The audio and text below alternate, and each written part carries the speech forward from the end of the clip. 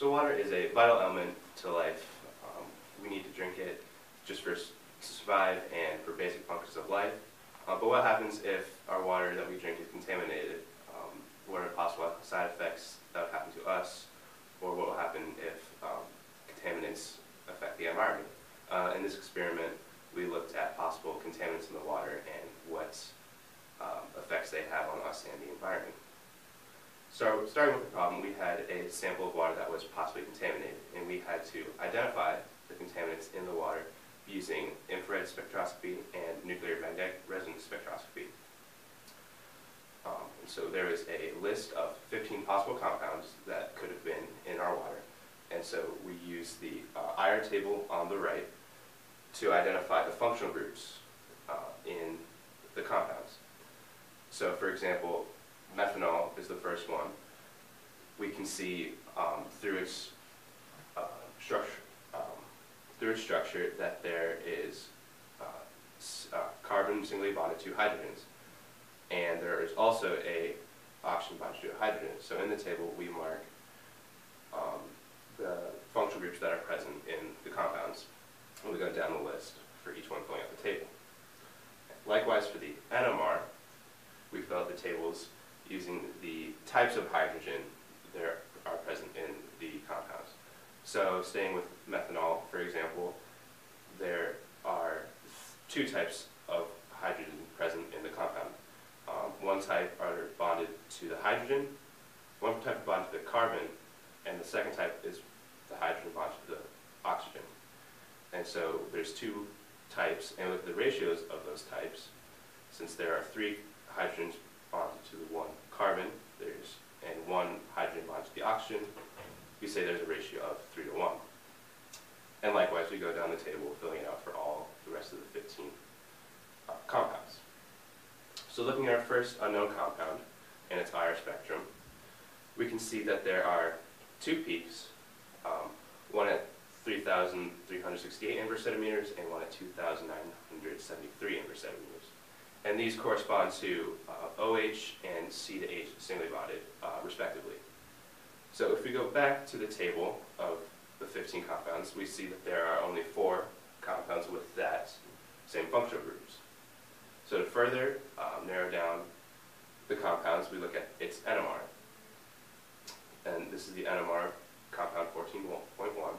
And we can see that there are only 2 peaks, and these peaks have a ratio of 9 to 1. So we go back to the NMR table, and we can see that out of the 4 previously chosen, only T-butanol has the same 2 peaks and 9 to 1 ratio. So we conclude that T-butanol is the first unknown compound. And we can confirm that by looking at the structure. We see that there are 3 hydrogens bonded to the carbons on the outside, and there's 3 of those, so that would be 9 hydrogens, and there's only 1 hydrogen bonded to the oxygen, so that would be 2 types of hydrogens, one is the carbon, one is the oxygen, and they are in a total of a 9 to 1 ratio. And possible side effects of T-butanol on humans, if consumed, it can cause dizziness, nausea, vomiting, drowsiness and headaches, just slightly toxic, acute toxicity effects. And in the environment, since it is slightly toxic, it can be harmful to humans if it gets in the water supply, and it's also has slightly toxic effects if it is in the soil, the plant life. Looking at the compound 14, this is its IR graph, and we see that there are again 2 peaks. One is at 3,015 inverse centimeters, and that corresponds to a CH benzene ring. And the other is at 2,917 inverse centimeters, which is C to H singly bonded. So if we look at the IR table, we see that only 2 have that same functional groups present. And so to further narrow down the search, we look at its NMR, and this is the NMR of unknown 14. And so we can see that there are only 2 peaks present on the graph, and those peaks have a ratio of around 3 to 1. So if we go back to the tables, we can see that mesitylene is the only one of those previously chosen two that has the same two peaks with a 3-to-1 ratio.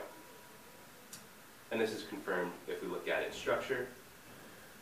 We can see that there are hydrogens bonded to the carbon on the outside, bonded to another carbon in the ring, and there are also hydrogens bonded directly on the ring.